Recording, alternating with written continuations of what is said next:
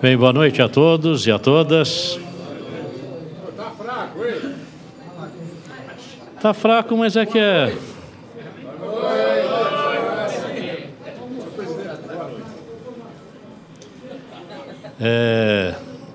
Dizem que tiririca nasce em tudo quanto é canto, né?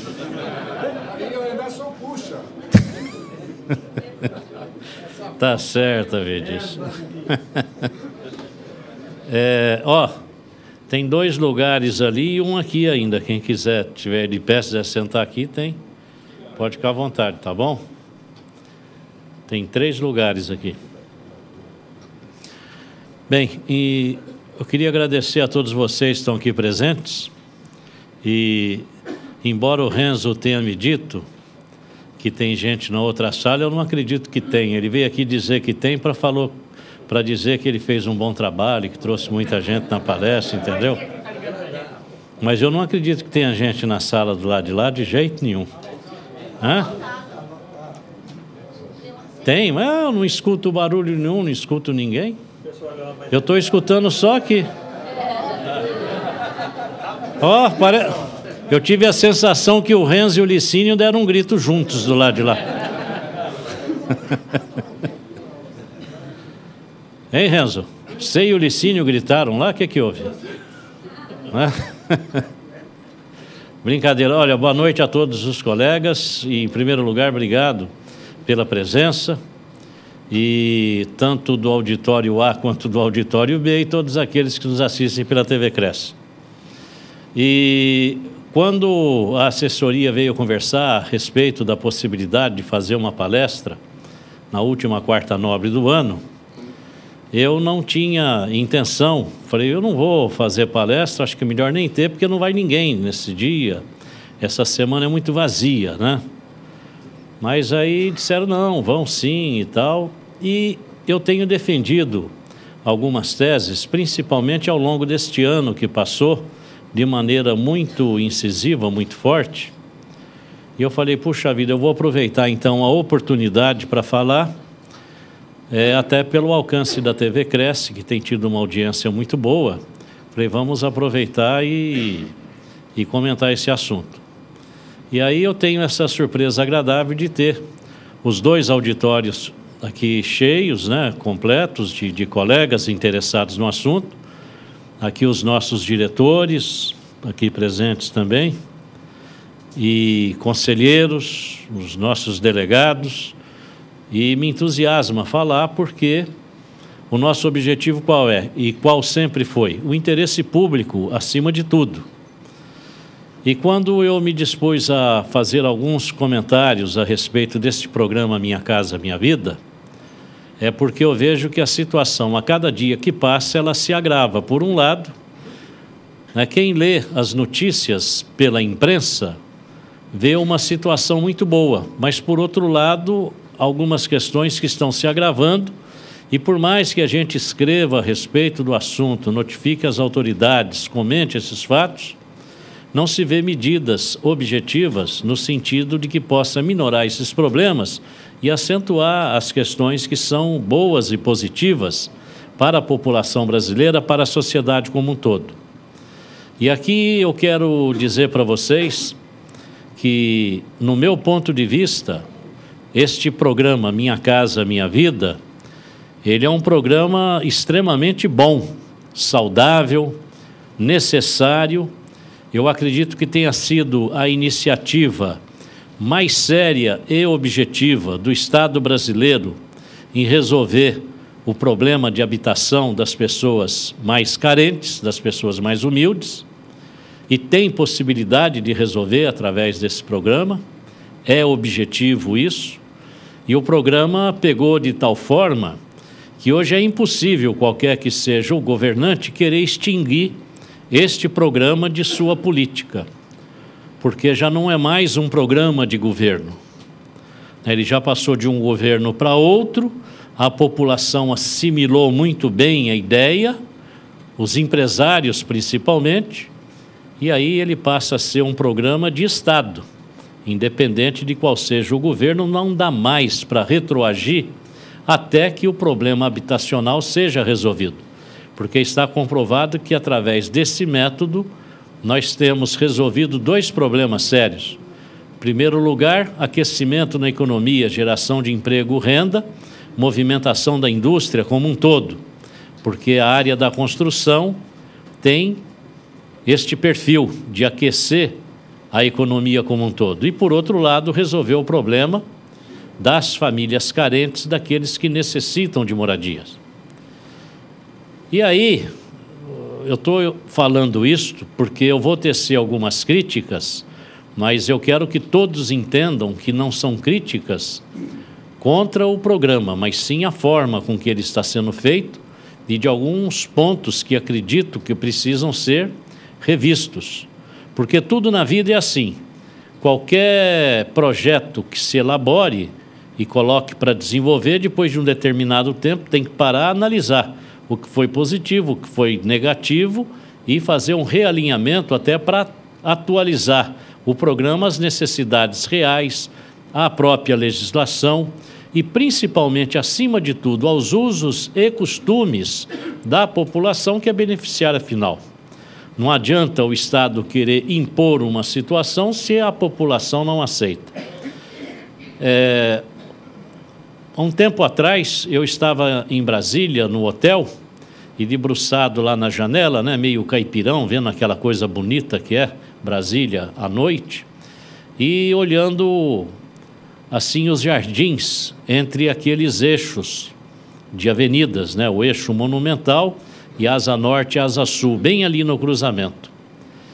E aqueles jardins muito bonitos, e o projeto foi de Lúcio Costa. E os jardins foi de Burle Marx, me parece, né?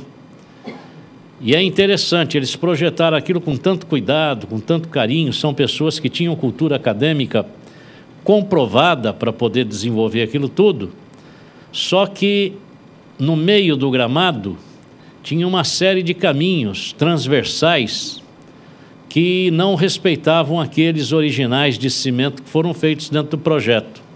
Por quê?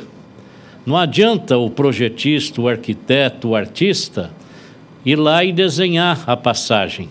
A passagem deverá ser aquela que a população escolhe. Então a população escolheu outro caminho, não foi o do projetista, eles fizeram outras vias, mostrando nitidamente que se você não obedecer à vontade da população, à vontade do povo, o teu projeto vai ser alterado pelo próprio povo, você querendo ou não. Então aqueles caminhos mostravam nitidamente isso. Eu vejo diariamente, né, subo e desço, lá do litoral, aqui para São Paulo, e em São Vicente, ali nas imediações da Ponte do Mar Pequeno, nós temos um viaduto que foi construído pela Prefeitura de São Vicente para uma avenida cruzar por cima da pista, para não interromper ali com um semáforo aquele trecho. Chama-se Viaduto Mário Covas, uma homenagem ao pai do governador, que era o governador na época, era o Mário Covas. Eles fizeram aquele viaduto. E aí o que acontece? Mas a população, que é uma população humilde daquela região, continuou passando por baixo e morrendo gente atropelada toda hora.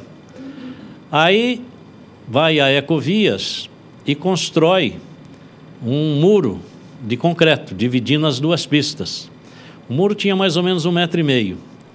Então eu passando por lá, eu via mulheres com criança no colo, pegava a criança, entregava para alguém segurado do lado de lá, e ela pulava o muro, do lado de lá pegava a criança e atravessava para lá.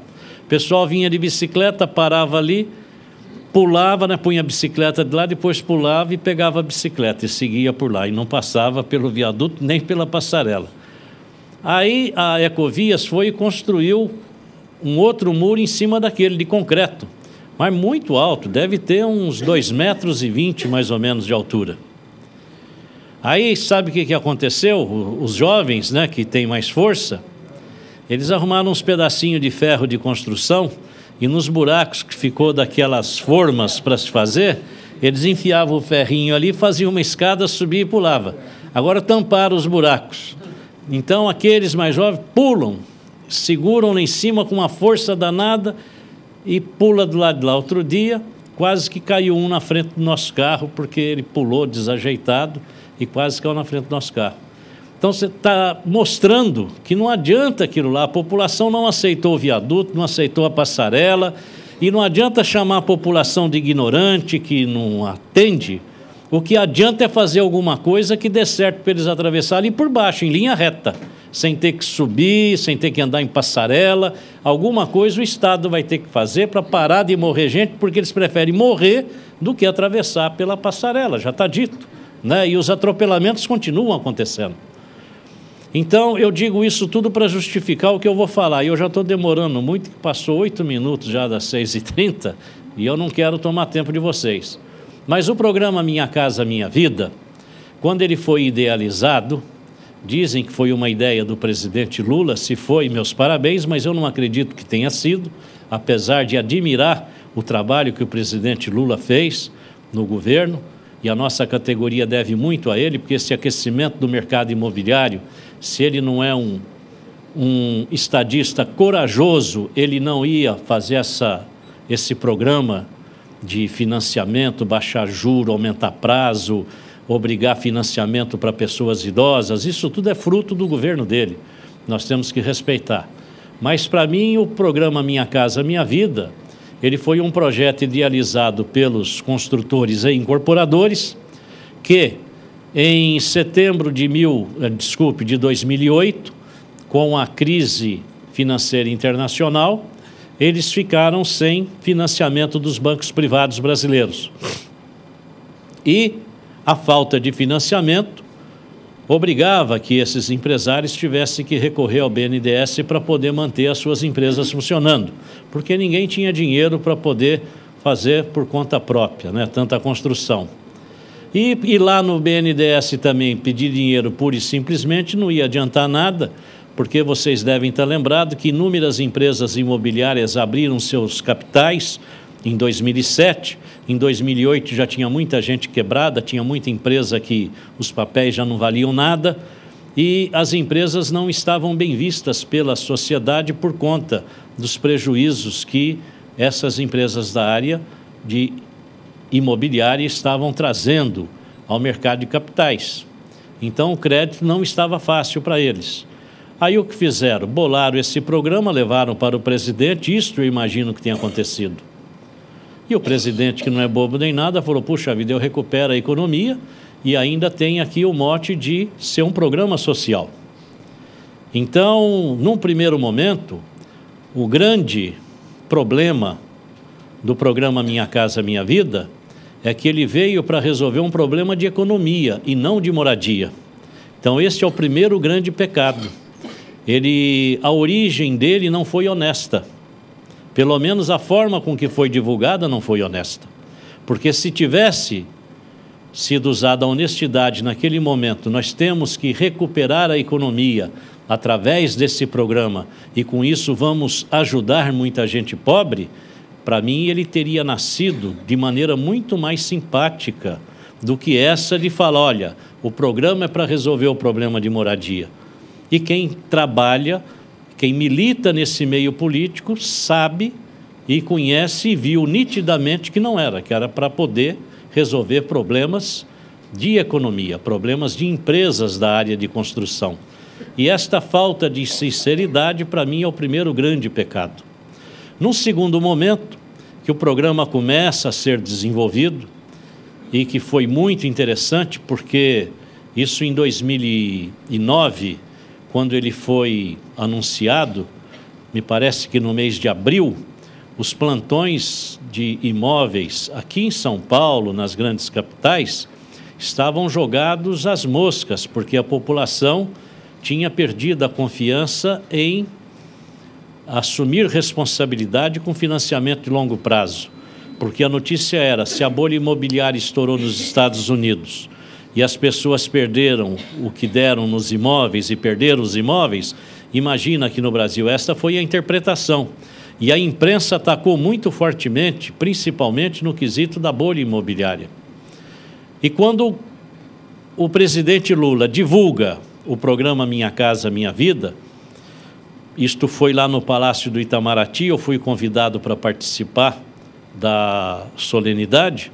Já no primeiro fim de semana posterior àquele anúncio, todos os plantões tinham até filas de clientes para poder comprar imóveis, porque repercutiu de maneira muito positiva junto à sociedade brasileira a credibilidade no financiamento de longo prazo, que é o financiamento imobiliário.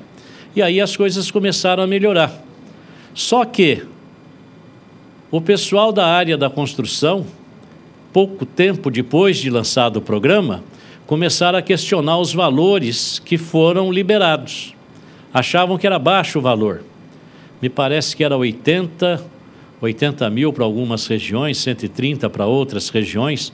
Tinha alguns valores assim, não me lembro agora exatamente quais eram. Mas começaram a reclamar que não se encontrava terreno para construir e que não dava para desenvolver o programa. E começaram a questionar que tinha que haver um aumento no teto do financiamento, que tinha que sair de 130. Vamos falar aqui da região metropolitana, tinha que sair de 130 e ir para 150.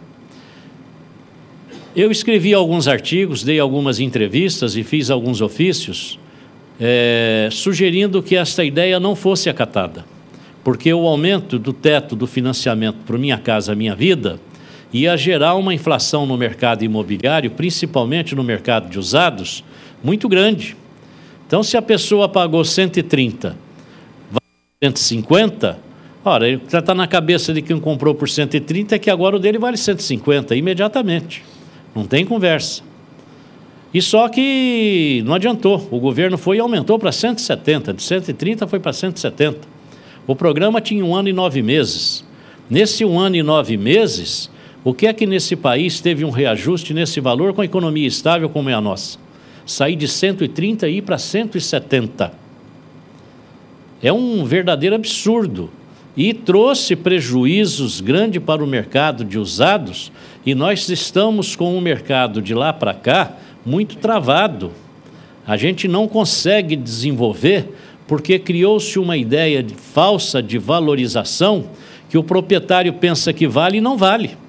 E o programa Minha Casa Minha Vida, ele injeta no mercado uma quantidade de dinheiro fora do comum e são milhões de imóveis. E isto gera uma influência muito grande no mercado como um todo.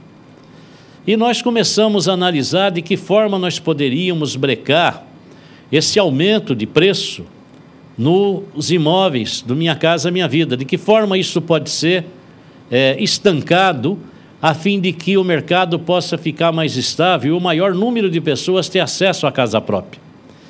E outro detalhe, o número de imóveis construídos, nós tivemos esse ano a notícia, no início do ano, de que foram contratados pouco mais de 1 milhão de unidades.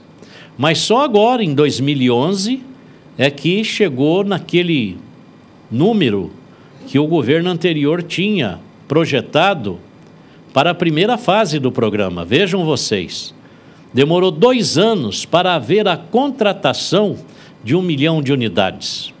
E nesses 2 anos que o programa existe, foram entregues 200 e poucos mil imóveis. Hoje, se muito tiver, tem 400 mil imóveis em construção, da primeira fase do programa. Veja que é um número pequeno, perto do total que foi proposto. E já entramos na fase do segundo plano, que são de 2 milhões de imóveis, que é um outro número astronômico, que vai ter uma influência tremenda na nossa economia. Mas aí o que aconteceu? Reclamaram que o terreno estava supervalorizado e que precisava aumentar. O governo aumentou. Agora já estão reclamando, pelo menos há 6 meses, que o preço da mão de obra está alto demais. E já estão reclamando que não consegue gente para trabalhar. Começaram agora a reclamar do preço do material de construção. Vejam vocês que do governo Lula para cá nós já tivemos, em 2 oportunidades, a desoneração fiscal na cesta básica da construção. E ninguém viu nesse país nenhum imóvel baixar de preço porque desoneraram a desoneração fiscal no material de construção. Então eu vejo que esses benefícios acabam indo para o bolso do construtor e do incorporador e não alcançam o mais necessitado, que é a pessoa humilde que precisa do imóvel. E aí, qual a sugestão que nós demos para que essas pessoas pudessem ter acesso à casa própria num prazo de tempo mais curto, de maneira mais eficiente e com a possibilidade de haver um debate do preço no fechamento do negócio? Seria a inclusão dos imóveis usados no programa Minha Casa Minha Vida. Porque aí o que é que nós íamos ter? Milhões de imóveis à venda em todo o país, com a possibilidade do comprador poder debater o preço com quem está vendendo. E para que os construtores também saibam que tem concorrência no mercado, que eles não estão sozinhos.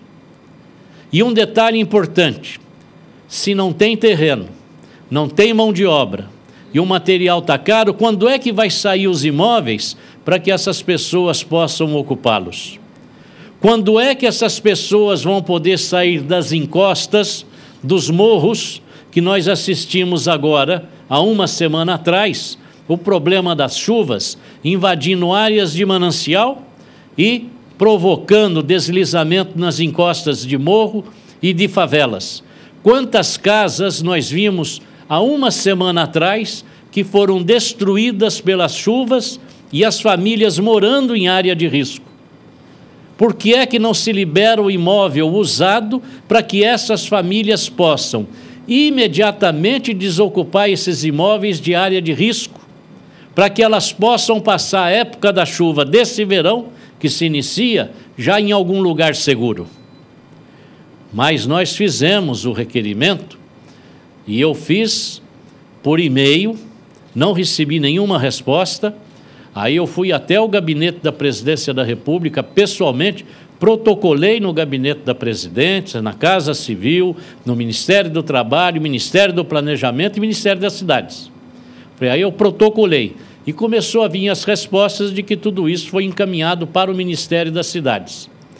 Bom, há 20 dias atrás, aproximadamente, nós tivemos uma reunião do Conselho Nacional das Cidades.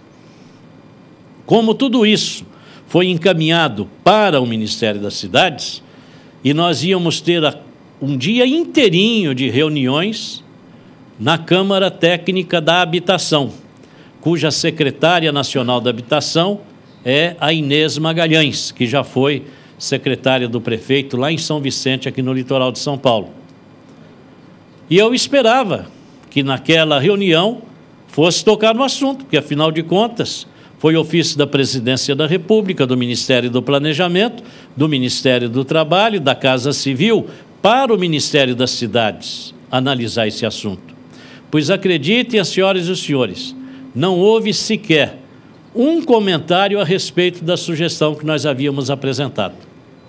E todas as vezes que eu converso particularmente com alguma autoridade federal e comento esse assunto, desconversa imediatamente, dizendo que o programa Minha Casa Minha Vida é um programa econômico. Então, que não tem como, é um programa de aquecimento de economia. Agora eu pergunto para vocês, aquecer mais o quê? Se não tem ninguém para trabalhar na construção, não tem empregado. Fala para um empresário hoje comprar um elevador de obra. Ele vai ter que entrar numa fila de 3 anos para esperar entregar o elevador. Não tem elevador para entregar. Fala para ir comprar terreno, não tem terreno para vender. Então, o que é que vai acontecer? Vai acontecer que nós não vamos atingir o público necessário com o benefício da moradia. E os construtores e incorporadores, a cada dia que passa, eles vão ficando com esta reserva de mercado. E nós, corretores de imóveis, de fora da situação econômica. Porque o plano Minha Casa Minha Vida acaba virando somente de 0 a 3 salários, que é o que o Estado tem que fazer. Ele vai lá, desapropria a qualquer preço, aliado às cooperativas habitacionais, aos movimentos populares, a quem eu aqui presto a minha homenagem, porque os movimentos populares por habitação, eles têm feito um excelente trabalho em todo o território nacional, e principalmente lá em Brasília, eles é que têm conseguido grandes avanços nessa questão dos financiamentos, dos prazos e no programa Minha Casa Minha Vida. E aí o que acontece? Aquela parte que fica de 5 salários mínimos para cima não vai rodar. E nós, corretores de imóveis, ficamos de fora. Porque se liberam os imóveis usados, imediatamente nós vamos poder conversar. E aí começar a participar desse mercado. E qual é o objetivo? Não é tirar as pessoas da área de risco o mais rápido possível? Ora, e qual é o preconceito que existe contra o imóvel usado? Ele vai trazer geração de emprego e renda da mesma forma.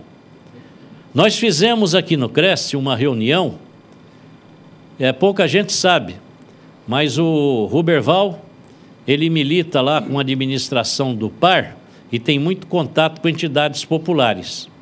E aqui no Cresce nós reunimos 29 entidades populares aqui da capital para discutir esse assunto. Acho que foi em junho, né? Em junho deste ano, para conversar sobre essa ideia. A aprovação do imóvel usado no Minha Casa Minha Vida, pelas entidades, as 29 aqui presentes, foram unânimes. Já tinham que fazer abaixo-assinado, começar o movimento, porque eles perceberam uma outra questão. Há pessoas hoje que moram em residências humildes, que eles que construíram com as próprias mãos e que hoje, com o aquecimento da economia e com o emprego formal, eles já têm condições de financiar um imóvel um pouco melhor do que aquele. Mas ele não consegue partir para o imóvel convencional mais novo, porque ele não consegue liquidez naquele dele. Ele não consegue vender o dele. Então, o que acontece? Se inclui esses imóveis no Minha Casa Minha Vida, ele vai conseguir vender aquele imóvel e vai conseguir comprar um melhor. Você vai tirar aquela população dali, colocar num lugar melhor, e outros que estão morando nas encostas, morando nas favelas, vão ter condições de ocupar esses outros imóveis como a sua primeira moradia. Veja, é um pedido que estamos fazendo que está revestido de seriedade, de honestidade, que tem propósitos sérios e objetivos e com o caráter social, porque nós estamos, em primeiro lugar, pensando naquele que realmente necessita da moradia. Será que um incêndio como foi esse, da favela que teve aqui há poucos dias, como é que é o nome? Moinho. Será que um incêndio como esse não sensibiliza as autoridades? Deixar as pessoas se virar por conta própria, pessoas que não têm a menor condição. Então eu vejo assim, colegas, o nosso mercado de trabalho, ele realmente será beneficiado se a proposta for aceita, porque definitivamente haverá aquecimento na venda de imóveis usados com preço até 170 mil, porque esses imóveis passarão a ter liquidez imediata. Agora, pelo fato de nós obtermos um benefício profissional que é atender essa população, gera o preconceito de que a nossa sugestão é somente com fins de obter vantagens. Ora, mas eu pergunto, e o programa em si não foi vantagem para quem constrói, para quem incorpora? Então, por que é que não pode ter também vantagem para o corretor de imóvel e para as imobiliárias? Eu acho que nós temos que estar muito unidos nesse objetivo, a fim de que nós possamos tornar isso uma realidade. E um outro detalhe importantíssimo também, que eu quero deixar registrado nessa gravação.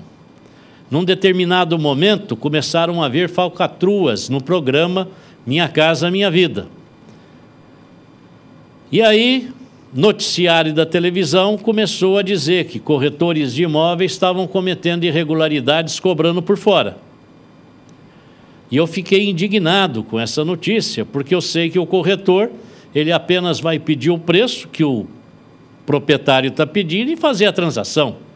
E se alguém está pedindo alguma coisa por fora, não é o corretor. E com isso, nós ficamos assim numa expectativa muito grande de como reverter essa situação.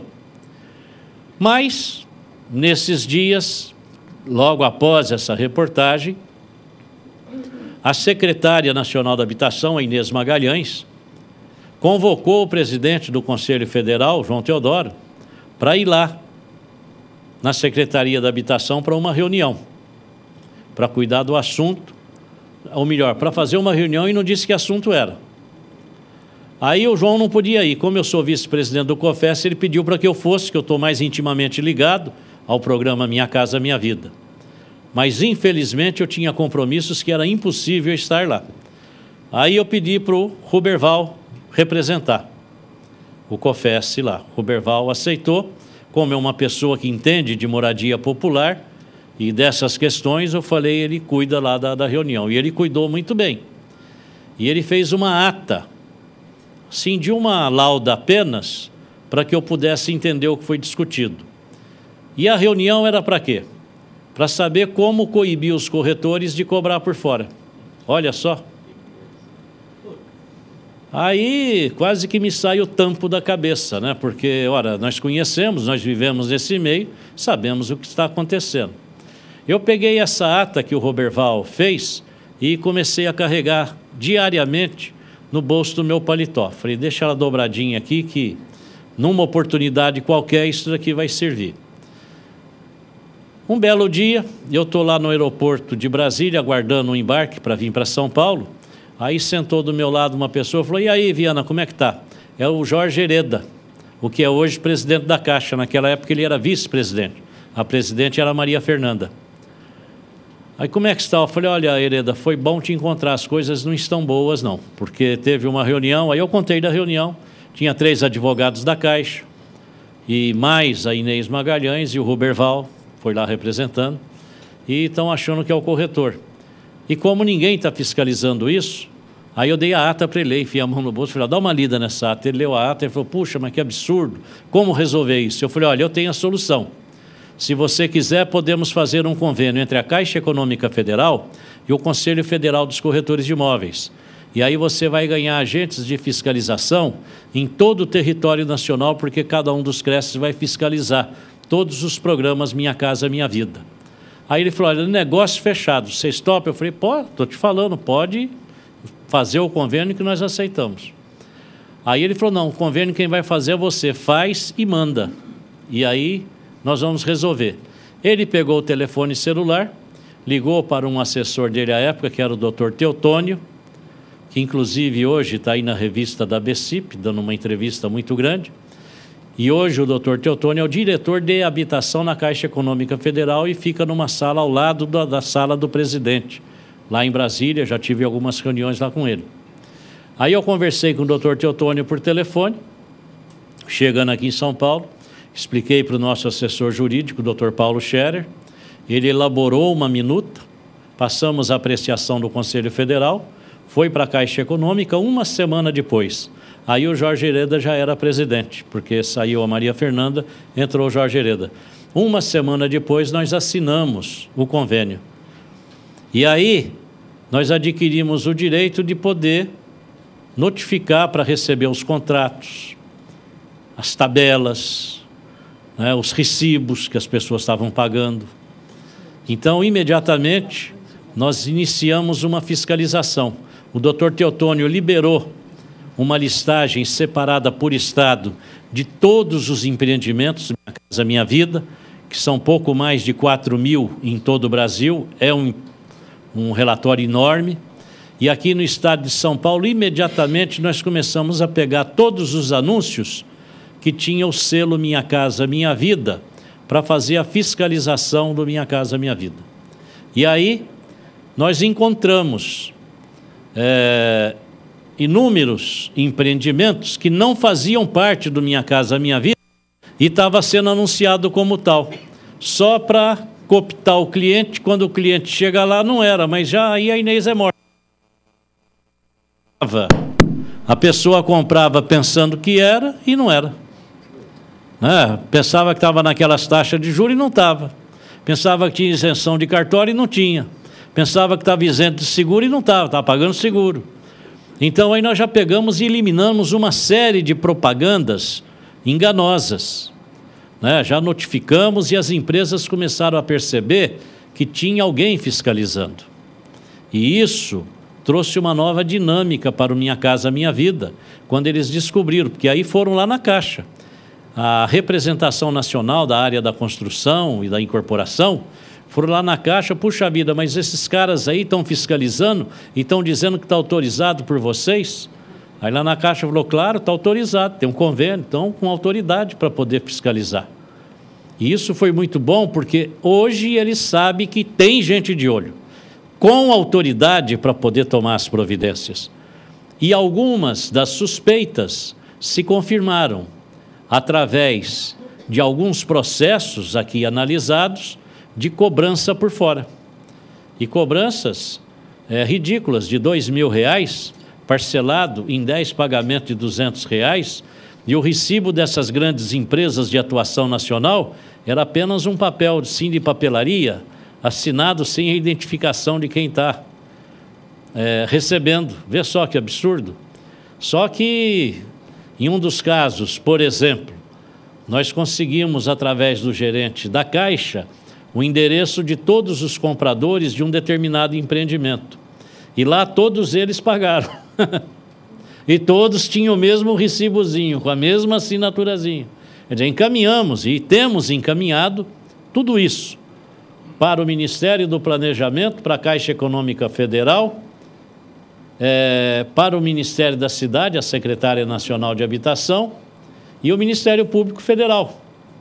E eles estão instruindo os procedimentos de análise, que evidentemente algum deles vão se transformar em processos, porque isso é crime federal.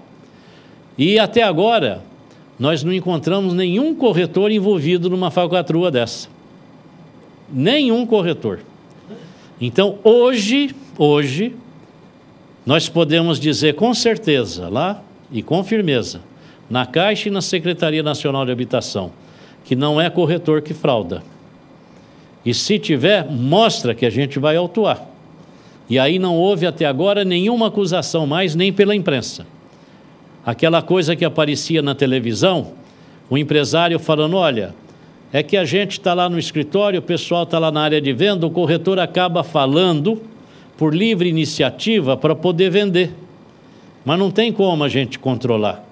Por que isso não aconteceu mais? Depois nós começamos a fiscalizar. E agora nós estamos estruturando, porque quem fez a fiscalização até esse momento foi só o Estado de São Paulo. Mas agora, no mês de dezembro, no início, nós fizemos uma reunião aqui com 4 conselhos. Rio de Janeiro, Minas Gerais e Espírito Santo, que são os conselhos da região Sudeste. E montamos um esquema de trabalho uniforme. E agora nós vamos fazer reuniões com outros conselhos. Nós temos o Nacional de Fiscalização, o Claudemir Neves, que é lá do Mato Grosso. Nós vamos nos reunir com os outros presidentes das outras regiões e montar o esquema de fiscalização em todo o território nacional. E abastecer a Caixa e os ministérios com essas informações, para que eles possam tirar do programa essas empresas que estão fraudando e, evidentemente, colocar, inclusive, a Receita Federal para uma análise mais profunda na contabilidade dessas empresas, porque, afinal de contas, estão recebendo por fora. Será que esse dinheiro está contabilizado?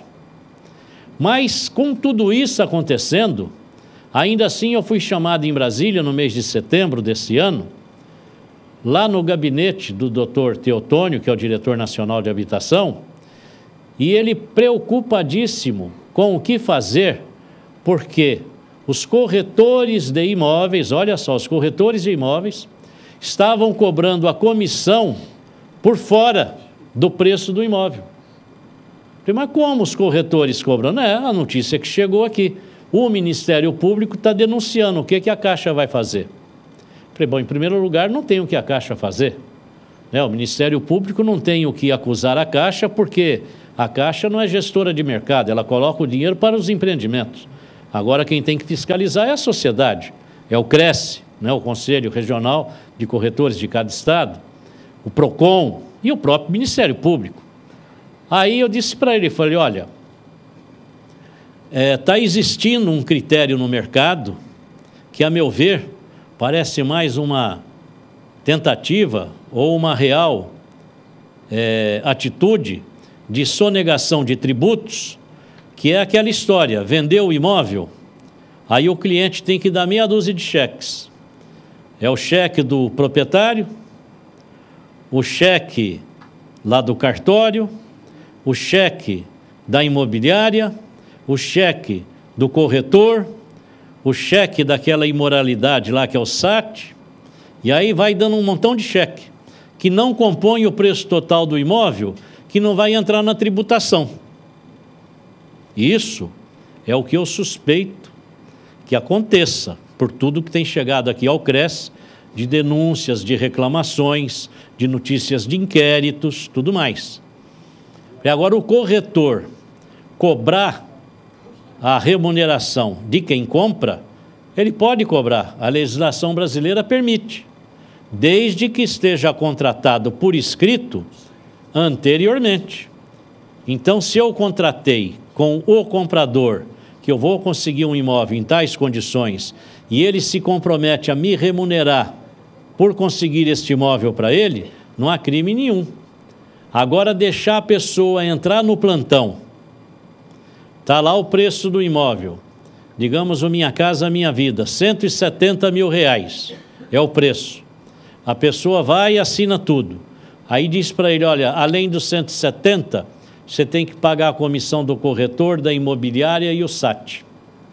Aí eu considero uma irregularidade gravíssima por parte da imobiliária ou do corretor, porque o cliente não foi antecipadamente esclarecido. E mais um detalhe, no programa Minha Casa Minha Vida, eu considero que seja este um problema insolúvel, não tem solução. Porque se o limite de preço é 170, qualquer coisa que se cobre a mais disso, a que pretexto for, está ultrapassando o limite do programa. Portanto, esse imóvel não poderia estar embutido neste programa. Então, eu não vejo solução. A única solução que eu vejo é que o construtor tem que pagar os 6%.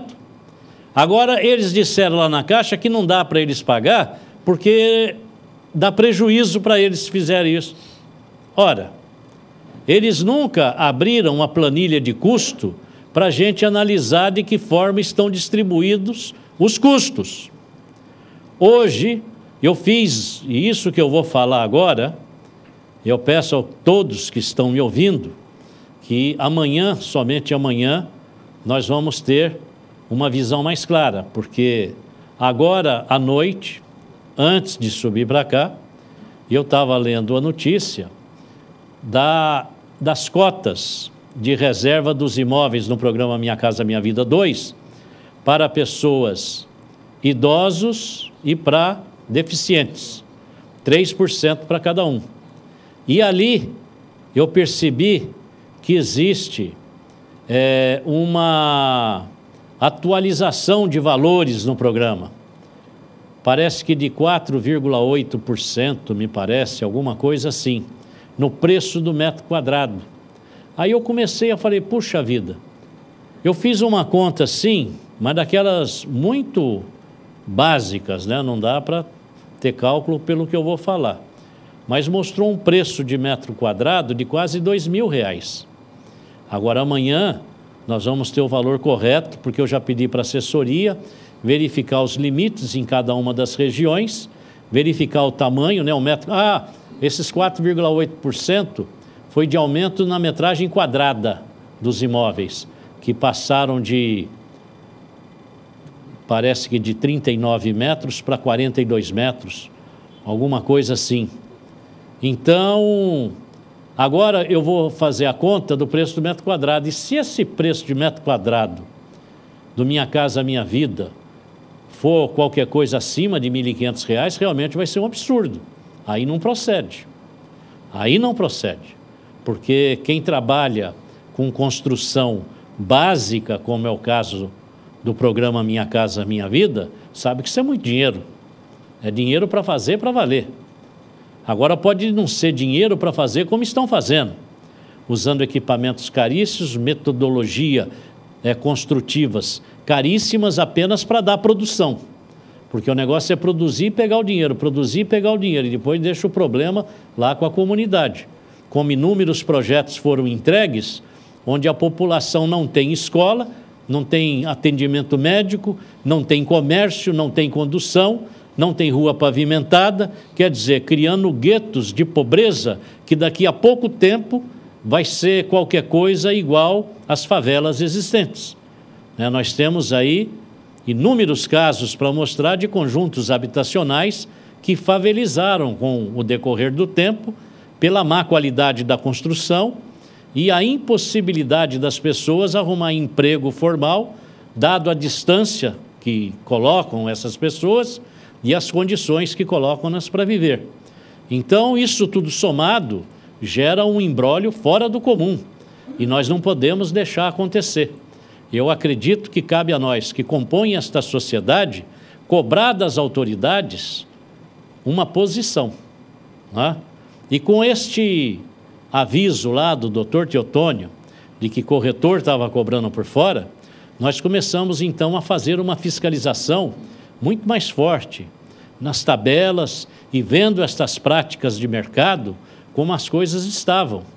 E aí começam a aparecer notícias horríveis a respeito do comportamento dos atores desse mercado, que tomam atitudes realmente que vão contra a ética, vão contra o bom senso e sempre visando ter mais lucro, mas em detrimento ao cliente, em detrimento ao corretor. Eu entrevistei corretores na análise aprofundada desses casos, onde me foi dito que se ele não cobrasse a SAT, ele não ia receber a comissão. E ele falou: olha, doutor Viana, eu não posso falar, senão eles vão me demitir e não vão me pagar. Mas se o corretor não cobra a SAT, ele não tem direito a receber a comissão. Eles descontam da comissão do corretor. Então, veja, nós estamos trabalhando num mercado que é paralelo, é um mercado negro, um mercado escuso, que está embutindo deste grande bom momento da economia brasileira e na nossa atividade profissional. Então, cabe a nós, corretores de imóveis, proprietários de imobiliárias, nos atentarmos contra isso tudo, porque essas questões menores de interesse de empresários que querem se enriquecer cada vez mais a qualquer custo, eles é que contaminam qualquer tipo de programa e faz afundar qualquer projeto que pudesse ser bem sucedido. E nós sabemos, temos conhecimento, que nós não estamos participando desta evolução do mercado na mesma grandeza que participam os bancos, os incorporadores e os construtores. E a cada dia que passa, fazem pesar sobre os nossos ombros maiores responsabilidades e menor remuneração. Chegando ao ponto de dizerem para mim que a exigência da cobrança da nossa tabela de honorários pode ser considerada cartelização por parte do CAD. Eu falei: olha, eu vou até o inferno, mas eu não vou abrir mão da nossa comissão, da nossa tabela de remuneração. Porque a tabela é a única ferramenta. Ela existe há 68 anos. Por que só agora começam a questionar a nossa tabela? Porque nesses 68 anos ela não foi questionada. Então, eu acho que está havendo uma movimentação de aproveitamento da nossa capacidade intelectual, da nossa força de trabalho, da nossa mão de obra como profissionais corretores de imóveis, apenas para quê? algum setor se enriqueça mais. Então, cabe a todos nós não só fiscalizar a forma com que esses negócios estão sendo efetuados. Nós não podemos assistir a tudo isso e ficar quieto.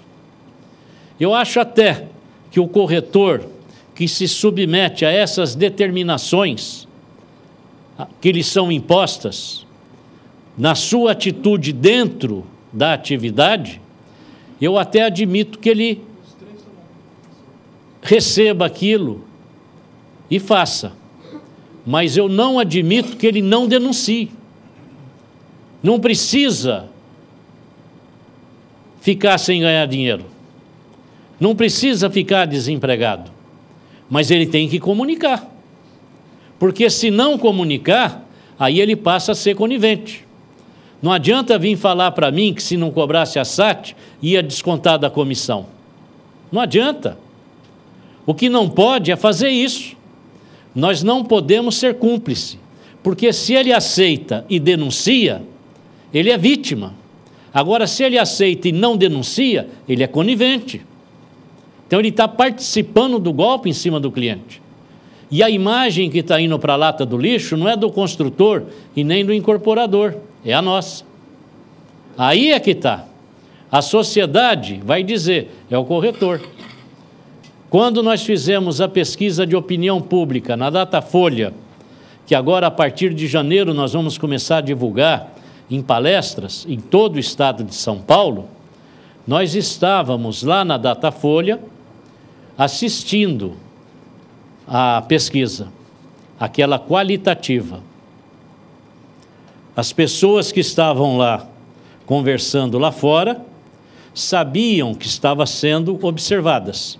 Não sabiam por quem, mas sabiam que estavam sendo observadas porque elas são avisadas.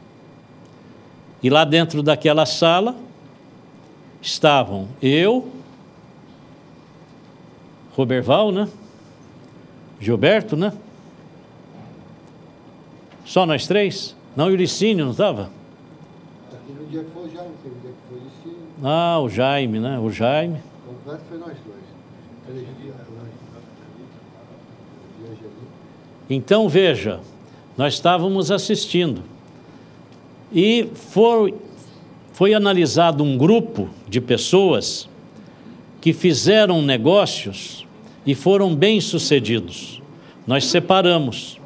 Pegamos um grupo de pessoas que fez negócio e foi bem-sucedido, pegamos um grupo de pessoas que fizeram negócio e foram pessimamente sucedidos, tiveram prejuízo, né, quebraram a cara com o corretor. Isso foi separado por grupos. E aí tivemos grupos de corretores que trabalham com lançamentos e corretores que trabalham com terceira e faixa etária, né, de 25 a 50 e tal, assim, para poder escutar a opinião de todo mundo sobre tudo. Os clientes que não tiveram nenhum tipo de problema, foi perguntado assim para eles: vocês acham que o corretor faz diferença no negócio? É bom o corretor? Sabe qual foi a opinião dos clientes? Olha, eu acho que não, corretor não. Eu acho que o negócio direto com a construtora é muito melhor, porque o pessoal da construtora parece que é mais sério. Olha, a gente ouvindo aquilo ali atrás daquele vidro, né, dá vontade de pular a janela e falar, pô, sabe por quê? Uma das pessoas presentes falou, olha, o corretor ficou de me avisar o dia que ia abrir as vendas. Aí ele não me avisou. Quando eu cheguei lá, já tinha vendido quase tudo. Foi um sacrifício eu conseguir comprar um imóvel e não aquele que eu tinha falado com ele. Teve que ser um outro, numa outra posição que não me interessava tanto. Veja, esse foi um. O outro disse assim, olha, eu nem sei lá quem era corretor, eu sei que eu cheguei, me mostraram o apartamento, eu fiz o contrato, fizeram o contrato, eu assinei. Agora eu nem sei se era corretor ou se não era. Então, para mim, é indiferente. Vejam vocês, né, o que o cliente está enxergando, o que ele está vendo. O mesmo que dizer, né, eu estou aqui falando, mas será que o que eu estou falando é o que vocês estão ouvindo? né, eu tenho certeza que cada um escuta a seu modo e analisa a seu princípio, né? E a mesma coisa é o cliente. Então, nós precisamos ter um comportamento muito mais focado no cliente, no interesse do cliente, e mostrar que é corretor e por que está lá. Eles acham o seguinte, que abriu o plantão, pode chegar lá e assinar com qualquer um, porque eles não veem, eles não percebem a necessidade da assessoria. Agora imagina, um cidadão chega lá, passa por um sufoco desse, aí cobram dele a comissão por fora e cobra o SAT. Ora, como é que esse cara vai sair de lá? Ele vai achar que o corretor é um bandido, que é o corretor que está fazendo. Não é determinação do construtor, não é determinação do incorporador que está lá por trás daquele objeto. Então, com isso tudo que eu falei para vocês, era para chegar nesse ponto que eu acredito que nós temos que ter atenção. O programa Minha Casa Minha Vida, ele tem uma magnitude tão expressiva, tão grande, tão pesada sobre a sociedade, que ele é capaz de mudar hábitos e costumes da nossa sociedade, em vários setores, no nosso principalmente. Então, a partir do momento que nós aceitarmos que um incorporador possa vender um empreendimento do Minha Casa Minha Vida e que tenha o cliente comprador que pagar o corretor, este será o começo do fim da nossa atividade profissional. Nós não podemos aceitar isso em hipótese nenhuma, porque já começa a acontecer, olha só, já começa a acontecer assim. O incorporador vai lá e faz um plantão, monta um plantão bonito, aí ele chama a imobiliária que vai trabalhar em parcerada com ele e ele já coloca o corretor dele agora, porque eles abriram as houses. Aí o corretor da imobiliária já está ganhando menos do que o da house, que o da house já ganha dobrado, porque ele não está pagando mais nada do que aquilo, então ele paga dobrado, ainda é mais barato do que a imobiliária para ele. Então já começa aí. Agora, num segundo momento, começa da seguinte forma: você quer pegar meu empreendimento? Então você não vai receber 6%, nem 5%, nem 4%. Você vai receber 2,5%. Que aí você paga 1 para o corretor e fica com 1,5%, ou paga 0,85%, como estão fazendo por aí. Agora está chegando ao ponto que vai ser da seguinte forma: prepara o plantão, deixa lá bonito, aí chama as imobiliárias e pergunta assim: quem é que me paga mais para ficar com esse plantão e vender meus apartamentos? Vocês vão cobrar de quem compra. Agora, se você quiser, está aqui o ponto para você trabalhar e o empreendimento para você vender. Quanto é que você me paga para ficar aqui? E o Minha Casa Minha Vida despertou esse monstro na cabeça deles. Despertou. Quando saiu o artigo numa revista especializada em construção e o repórter veio me entrevistar, o empreendedor dizendo assim: os corretores têm que baixar o percentual da comissão, senão o imóvel vai ter que ser vendido por um preço muito alto. Aí o repórter veio me entrevistar, falou: vocês vão baixar? Falei: mas baixar como? Nós ganhamos um percentual. Se o imóvel é baratinho, a gente ganha pouquinho. Se o imóvel é caro, a gente ganha muito. Mas nós ganhamos é proporcional ao valor do imóvel. Não tem preço fixo, nós temos um percentual. Agora faz o seguinte, essa foi a minha proposta 2 anos atrás. Pede para os incorporadores, os construtores, abrir a planilha de custo com a presença da imprensa e a nossa. E nós vamos analisar. Se ficar comprovado que o benefício do desconto da nossa remuneração vai para o bolso de quem está comprando, nós podemos até conversar. Mas se acontecer como o dinheiro do imposto, que foi retirado da cesta básica da construção, que ninguém sabe para onde foi, melhor, todo mundo sabe. Só não foi para quem comprou, mas foi lá para quem produziu. Está na cara. Porque nenhum imóvel nesse país baixou de preço na desoneração fiscal da cesta da construção. Então, desse jeito, nós não podemos aceitar. Nunca mais vieram com a proposta, nem tocaram mais no assunto, porque sabem que o negócio é grave. Então, colegas, ó, já faz 1 hora que eu estou falando e tem uns aí que dormiram e pensam que eu não vi, eu estava vendo, viu? Tinha uns aí que, se quiser me pagar para eu ir meia-noite lá no teu quarto contar uma história que a minha voz te faz dormir, eu vou, hein? Corretor topa qualquer parada. Já que a minha voz lhe provoca sono. Mas, então eu quero dizer para vocês que essas minhas palavras aqui, elas não são palavras que têm algum tipo de raiva, de ódio, não são palavras preconceituosas, absolutamente. São palavras que eu considero realistas de um ambiente que eu vivo. Né? Eu não uso PowerPoint, eu não uso nenhum projetor, não tem aqueles passarinhos que ficam voando. Tudo que eu não tem nenhum lembrete aqui, porque tem cara que faz apresentação cheio de rococó. Eu não tenho. O que eu tenho são experiências vividas e percepções daquilo que eu faço. Eu participo de reuniões, eu vejo, e a nossa profissão precisa de pessoas firmes, convictas do que estão fazendo, e é uma coisa muito difícil, porque o ser humano, ele é difícil de ser trabalhado, porque também é muito fácil eu vir aqui e falar, né, e vou para casa dormir, chega amanhã, o colega está sem o dinheiro para levar o peru para casa no sábado, está sem condições, a situação apertada. É claro que ele é uma vítima fácil daqueles que querem aproveitar dele. Ele vai ter que se deixar levar por uma palavra para ter alguma coisa no bolso, para dar uma resposta para a sua família. Nós temos que reconhecer que isso efetivamente existe. Mas nós temos também que reconhecer, se a gente não se rebelar contra isso, essas coisas se agravam.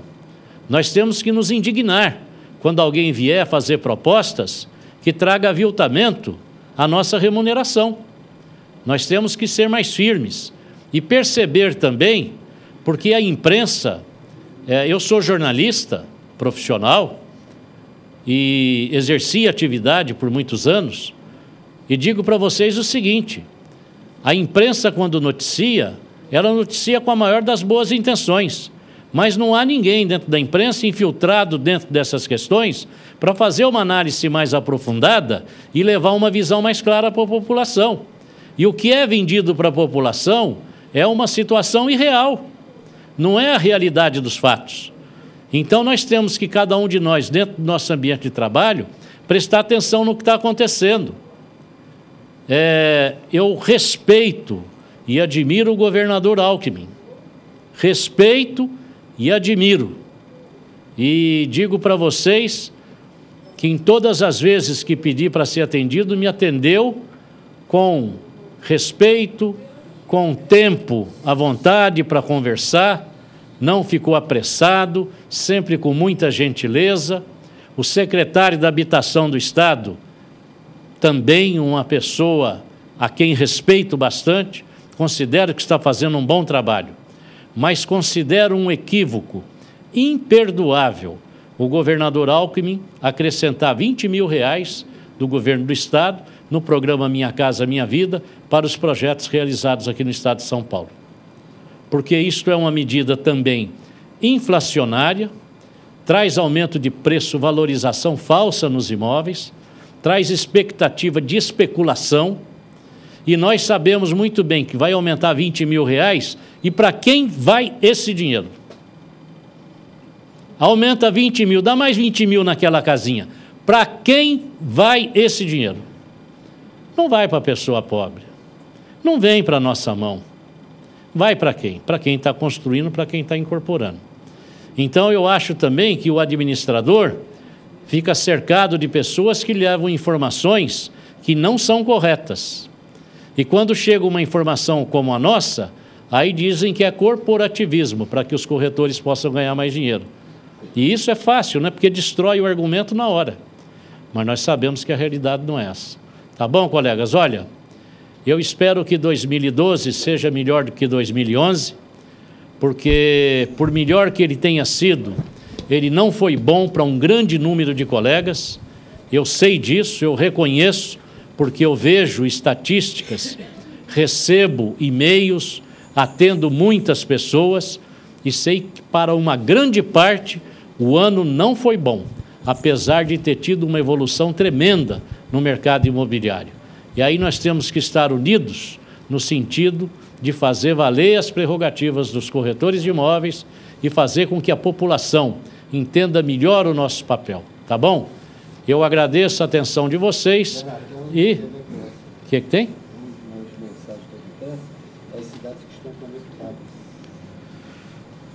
Bom, vamos lá ao pessoal que está assistindo pela TV Cresce. Davi Bispo está mandando um abraço para todos os colegas e para o José Augusto Sasso, para o Davi Eliseu Bispo e para o Ruberval Ramos Castelo. Tá aí, ó. Ah, ué. Davi Bispo, vocês têm fã por aí, não estão sabendo, tá vendo? Tabajara José Rabelo, lá de Peruíbe. O Davi aqui de São Paulo. O Tabajara lá de Peruíbe. Parabéns, presidente Viana, pela sua objetiva e importante abordagem sobre o tema, importante para a sociedade e a todos nós. Obrigado, Tabajara, pelas palavras. E nós estamos aqui, para que vocês tenham ideia, tem as seguintes cidades conectadas na TV Cresce nesse momento: Piracicaba, São Paulo, Hortolândia, Campinas, Piratininga, Belo Horizonte, Praia Grande. Ah, deve ser minha mulher. A minha mulher e minha filha. Falar nisso, amanhã é aniversário da minha mulher. São Bernardo do Campo, São José do Rio Preto, Valinhos, São Caetano do Sul, São Vicente, Santos, Caraguatatuba. Você vê, o pessoal do litoral é unido, está todo mundo lá assistindo. Uberaba, Sorocaba, Goiânia, Jandira, Carapicuíba, Morretes, Pedreira, Americana, Jaboticabal, Mogi das Cruzes e Guarulhos. Está aí, olha, bastante gente assistindo. Um abraço para todos vocês.